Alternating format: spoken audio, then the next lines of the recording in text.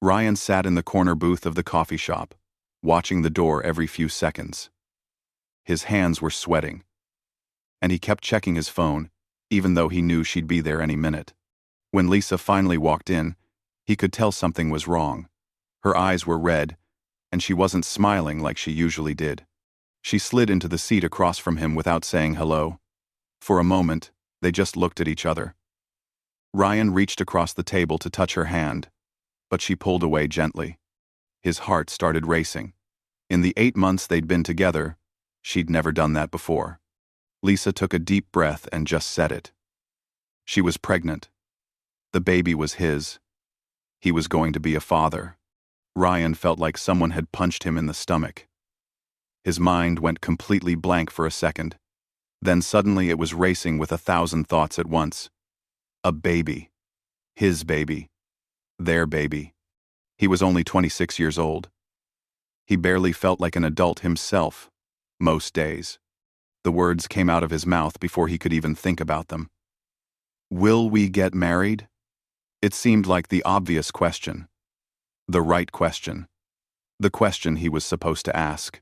His parents had always told him that if something like this happened, a good man would step up and do the honorable thing. But the moment those words left his lips, he saw Lisa's face change. The little bit of hope that had been in her eyes just disappeared. She looked hurt, disappointed, maybe even angry. She stood up so fast that her chair scraped loudly against the floor. A few people in the coffee shop turned to look. I need to think, she said quietly, grabbing her purse.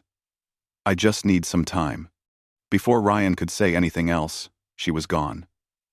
The little bell above the door jingled as she left, and he was sitting there alone with his now cold coffee. He sat there for probably another hour, just staring at nothing. What had just happened? He replayed the conversation in his head over and over. She told him about the baby. He asked about marriage. She left. But why? Wasn't that what he was supposed to do? Wasn't that what any decent guy would do? The barista started giving him looks. So Ryan finally left. He drove home in a daze, barely paying attention to the road. When he got to his apartment, he just sat on his couch, in the dark. He didn't turn on the TV. He didn't call anyone. He just sat there, thinking. The more he thought about it, the more confused he got. He realized he hadn't asked Lisa how she felt about any of it. He hadn't asked if she wanted to keep the baby. He hadn't asked what she needed from him. He'd just jumped straight to marriage like it was some kind of solution to a problem. But was the baby a problem? That thought made him feel guilty. No, the baby wasn't a problem. The baby was just unexpected. Really unexpected. Ryan thought about his own parents. They'd gotten married young because his mom got pregnant. They'd always made it sound romantic, like it was fate bringing them together. But now that he was older, he remembered the arguments. He remembered his mom crying in the kitchen late at night. He remembered his dad sleeping on the couch for weeks at a time. They were still together. But were they happy? He honestly couldn't say. His phone buzzed. For a second, he hoped it was Lisa, but it was just his buddy asking if he wanted to play basketball tomorrow. Ryan didn't reply. He couldn't think about basketball right now. He couldn't think about anything except Lisa's face when he'd asked that question. Had he messed everything up? They'd been happy together. Really happy. They laughed together. They talked about everything. They had plans for the future. But those plans hadn't included a baby. At least not yet. Maybe not ever. He'd never actually asked her about kids. That was the problem. Wasn't it? He'd never asked her about a lot of things. He'd just assumed. He'd assumed she'd want to get married. He'd assumed that's what you do when you're having a baby. He'd assumed he knew what the right answer was. But sitting there in his dark apartment, Ryan realized he didn't know anything. He didn't know what Lisa wanted. He didn't know what kind of father he'd be. He didn't know if marriage was even the right move. All he knew was that he'd hurt her, and he didn't know how to fix it. He picked up his phone to text her. But what could he say? Sorry? That didn't seem like enough. He typed out a dozen different messages and deleted them all. Finally, he just put his phone down. 3 days passed. Then 4. Then a whole week. Ryan went to work every day, like a zombie. His co-workers asked if he was okay, and he just nodded and kept his head down. At night, he'd lie in bed, staring at the ceiling, wondering what Lisa was doing, how she was feeling, if she was okay. He wanted to call her so badly. But something stopped him every time. He needed to figure out what to say first. He needed to actually think about what he wanted, not just what he thought he was supposed to want. On day 8, Ryan finally called his cousin Jake. If anyone would understand, it would be Jake. They'd always been close, more like brothers than cousins. Jake was 5 years older and had been through his own share of relationship troubles. They met at a diner on the edge of town. Jake took one look at Ryan and ordered him a burger without asking. "You look terrible. Man, what's going on?" Jake took straight. 1. Ryan told him everything. About Lisa, about the baby, about the question he'd asked and how she'd walked out. Jake listened without interrupting, just nodding occasionally and eating his fries. When Ryan finished, Jake leaned back in the booth and sighed. "You remember when I got married?" Ryan nodded. Jake had gotten married 6 years ago to a woman named Rebecca. Everyone thought they were perfect together. The wedding had been huge, expensive, beautiful. Then 2 years later, they were divorced. "Rebecca told me she was pregnant," Jake said quietly. "I proposed the next day.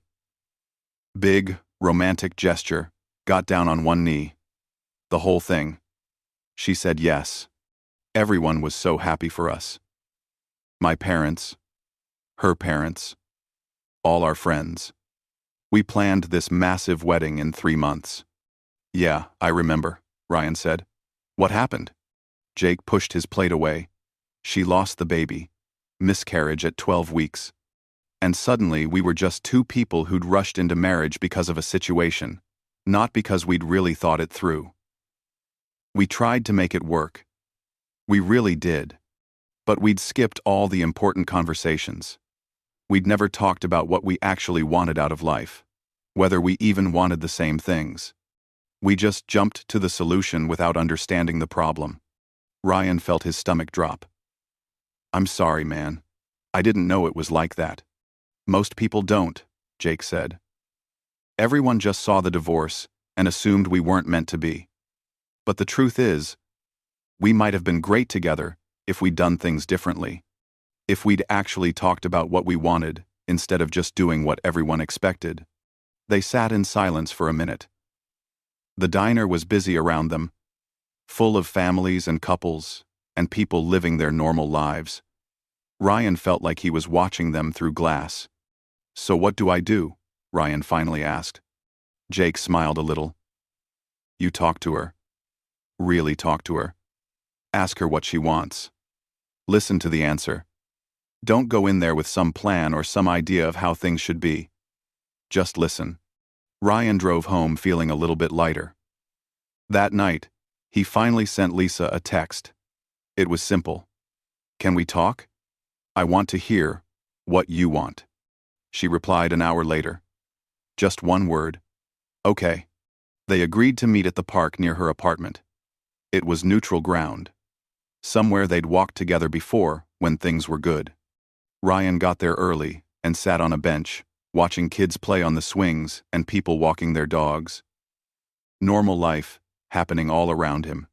When Lisa arrived, she looked tired. But she also looked determined. She sat down next to him, leaving a little space between them.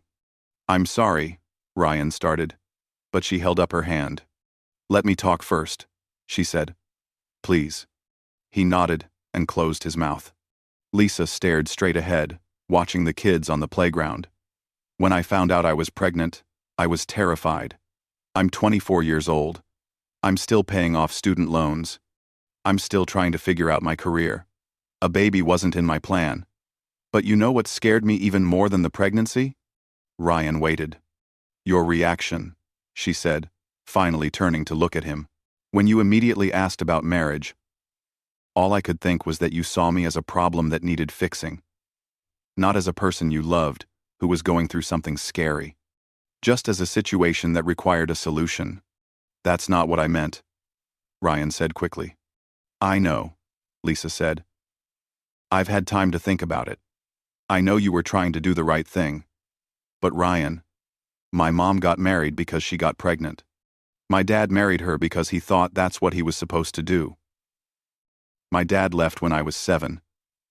And my mom spent the rest of my childhood telling me to never, ever, get married just because of a baby. Ryan felt like he was finally understanding. You thought I was doing the same thing. I thought you only wanted to marry me because of the baby, not because you actually wanted to spend your life with me. Her voice cracked a little. And I couldn't stand that. They talked for hours on that park bench. The sun moved across the sky. Kids came and went from the playground.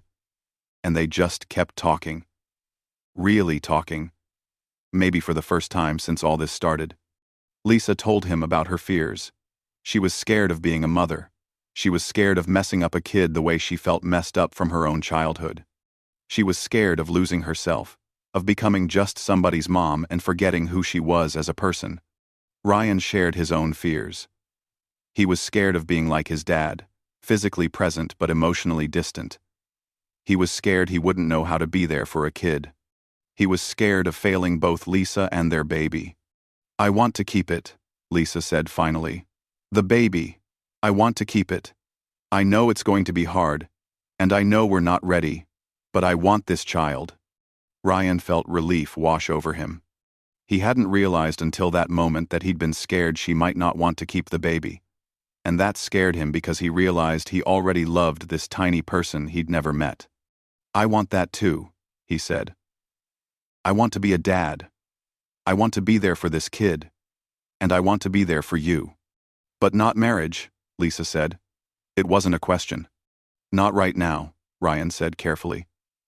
Not because of the baby. Maybe someday. If we both want it. For the right reasons. But right now, I just want to figure out how to do this together. However that looks. Lisa nodded slowly. My sister is going to think I'm crazy. She'll say we should either get married or break up. My parents are definitely going to think we're crazy, Ryan admitted. My mom already has a wedding Pinterest board. I don't even know how she has a Pinterest board. She's 62. Lisa laughed for the first time that day. It was a small laugh, but it was real. Ryan felt his chest loosen a little.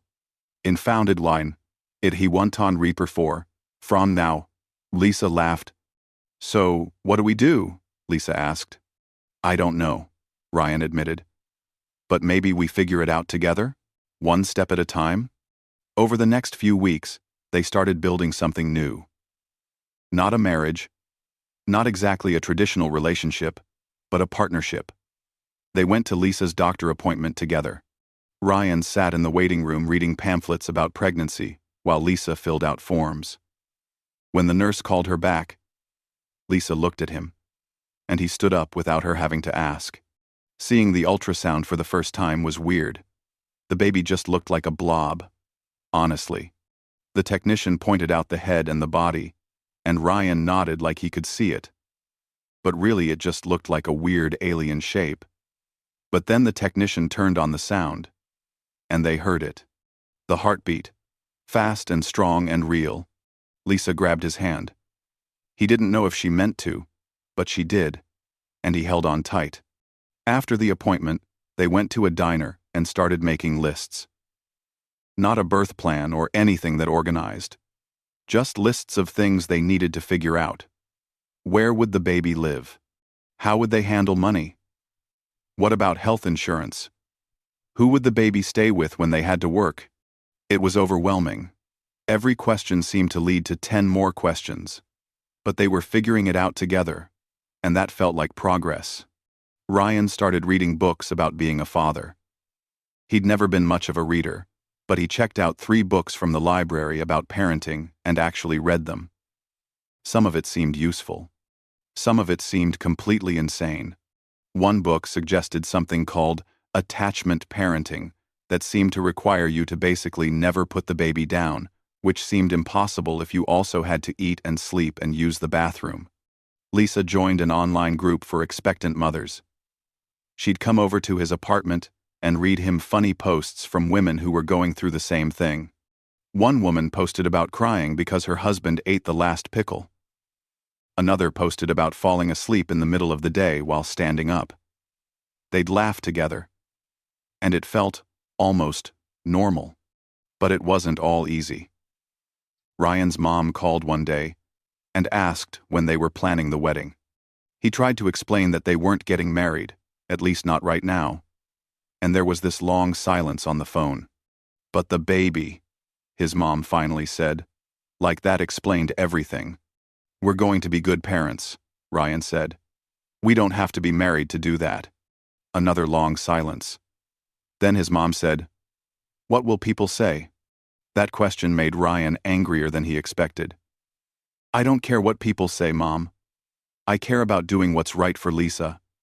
And the baby." His mom sighed. "Your father and I will support you, of course. But we're disappointed." When they hung up, Ryan felt exhausted. He texted Lisa about it, and she replied, "My sister said the same thing.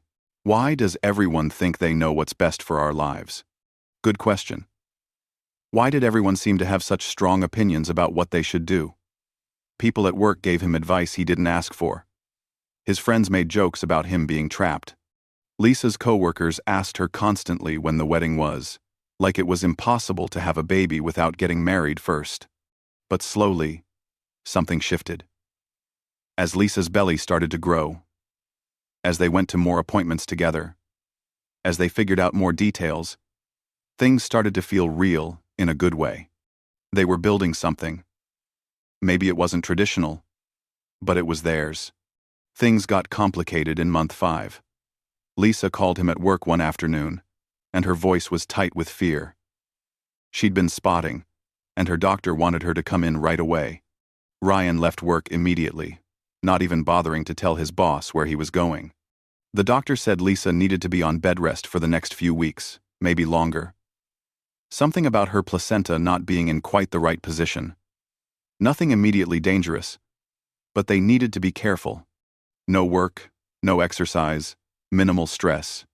Lisa started crying right there in the doctor's office.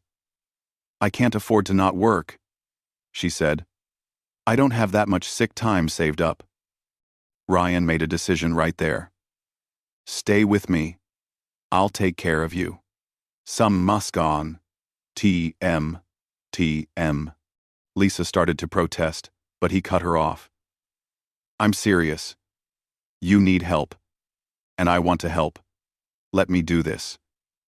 So Lisa moved into Ryan's small one-bedroom apartment. They figured she could have the bedroom, and he'd sleep on the couch. It was temporary, just until the bed rest was over. But temporary turned into something else. Suddenly, they were living together, really living together. Ryan learned that Lisa liked to keep the apartment about 5 degrees warmer than he did. She learned that he was actually a pretty good cook. Better than she'd realized. He'd make her breakfast every morning before work, then come home at lunch to check on her, then make dinner every night. At first, it was awkward. They'd been dating for months, but living together was different. They saw each other at their worst now. Lisa saw him stumble around, half asleep in the morning. He saw her cranky and uncomfortable from being stuck in bed all day. But somehow, it worked.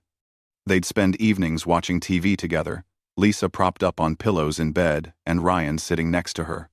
She'd rest her hand on her growing belly, and sometimes he'd put his hand there too, feeling the baby kick.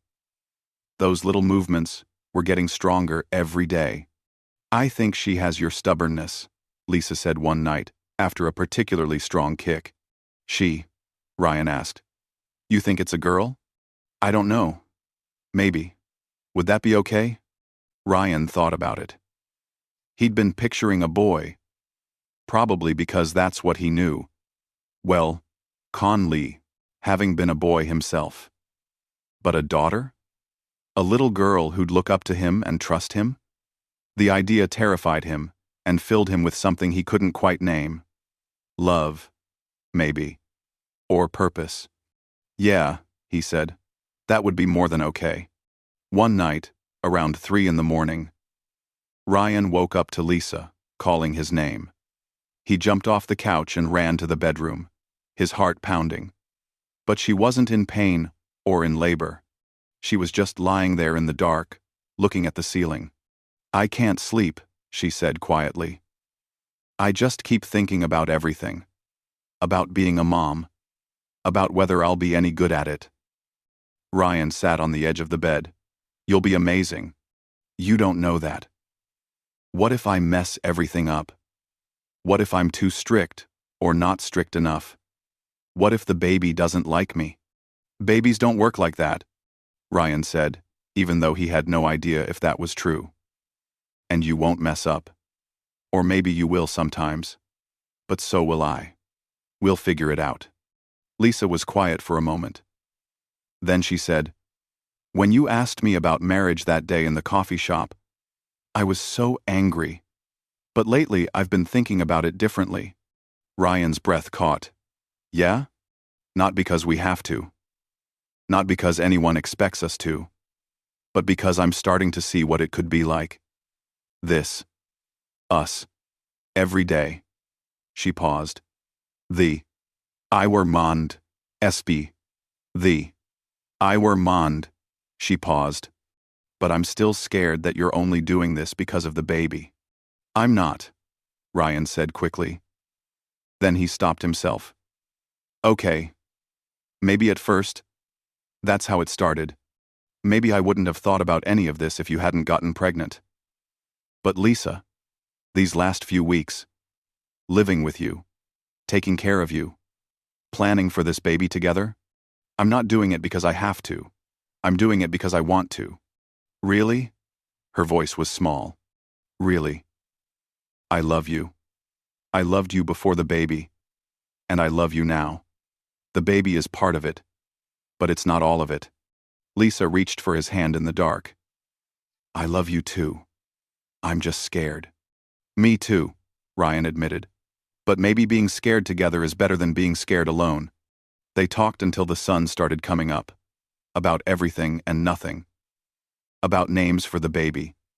About what kind of parents they wanted to be. About their relationship and where it was going. Ryan told her that he did want to marry her someday, when they were both ready. When it felt right for the right reasons. Lisa said she wanted that too, but not yet. Not until they were sure. The bed rest eventually ended. Lisa's next ultrasound showed everything was okay, and she could go back to normal life. But by then, she didn't want to leave. They talked about finding a bigger place together. Something with 2 bedrooms so the baby could have a nursery. The baby came early, 3 weeks before the due date. Lisa's water broke while they were watching a movie on a Tuesday night. For a moment they just stared at each other, and then Ryan went into overdrive. He grabbed the hospital bag they'd packed weeks ago, helped Lisa to the car, and drove to the hospital. Only running one red light in his panic. Labor was long. 23 hours of Lisa squeezing his hand so hard he thought his bones might break. He'd never felt so useless in his life. He couldn't take away her pain. He couldn't make it go faster.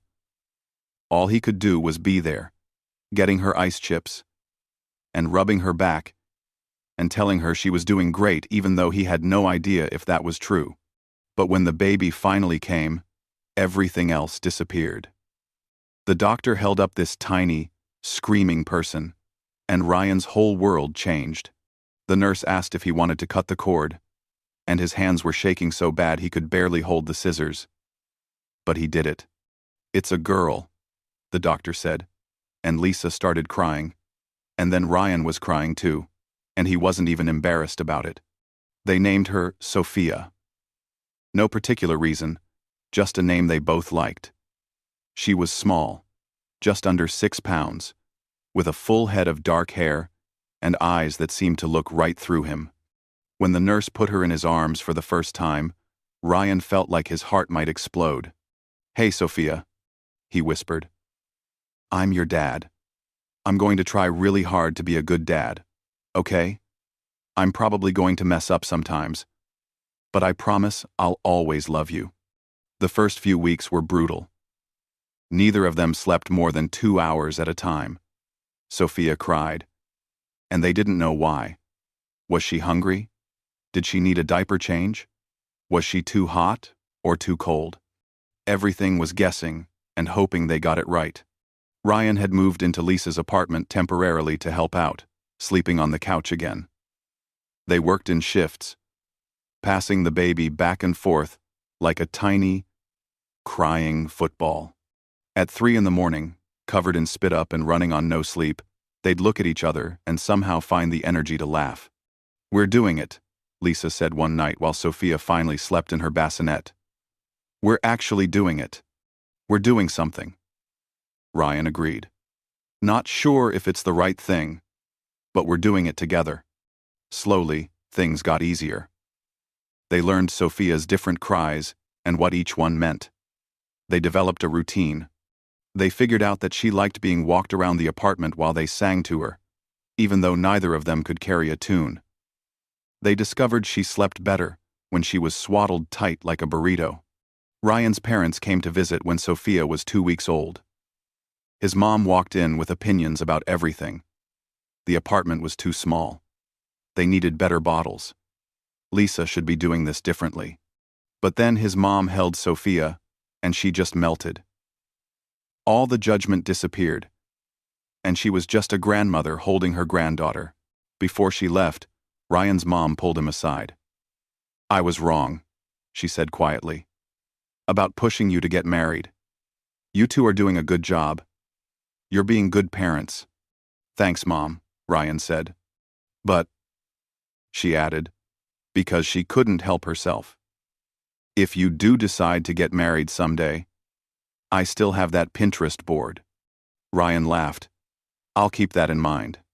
3 months went by, then 6. Sophia started smiling, then laughing, then reaching for things.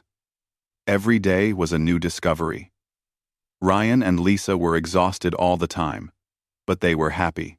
They worked as a team, supporting each other through the hard moments and celebrating the good ones. One evening, when Sophia was about 7 months old and finally asleep after fighting bedtime for an hour, Ryan and Lisa collapsed on the couch together. The apartment was a mess. There were baby toys everywhere, dirty bottles in the sink, laundry that needed to be done. But in that moment, everything felt perfect. "I've been thinking," Lisa said quietly. Ryan looked at her. "About what?" "About us. About what you asked me that day in the coffee shop." Ryan's heart started beating faster. "Yeah? I'm not ready yet. I'm still scared. But I'm starting to think maybe I could be ready. Someday. Not because of Sophia. Because of you. Because of us." Ryan smiled. "No pressure. We've got time. Do you still want to?" Lisa asked. "Marry me, I mean. Eventually?" "Yes," Ryan said without hesitation. "When you're ready. When we're both sure it's what we want. Not what we're supposed to want. But yes." Lisa nodded, resting her head on his shoulder. "Okay. Good." They sat there in the quiet, listening to Sophia breathe through the baby monitor. In another room, their daughter was sleeping, safe, and loved. They weren't perfect parents. They weren't a perfect couple.